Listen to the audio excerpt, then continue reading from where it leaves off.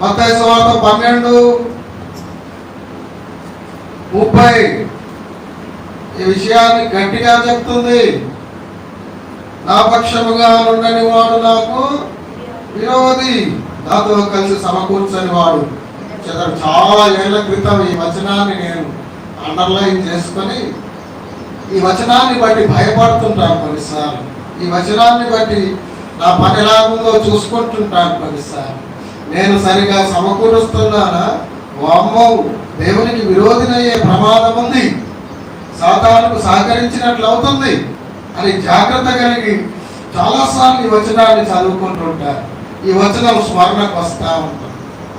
కనుక నా పక్షముగా ఉండని వాడు నాకు విరోధి, నాతో కలిసి సమకూర్చని వాడు సాక్షాత్తు యేసుక్రీస్తు ప్రభు జగత్ రక్షకుడు అన్న మాట ఇది. మరి మనం సమకూరుస్తున్నామా? ఇది ప్రశ్న. చాలా విషయాల్లో బాగుండొచ్చు, వెరీ గుడ్, వాటిని బట్టి దేవునికి స్తోత్రం. ఆయన సమకూర్చే విషయంలో కాకుండా నువ్వు ఏది చేసినా ఆఖరికి ప్రేమతో వారిని దేవుళ్ళకి నడిపించడానికి ఆయన ఉండాలి.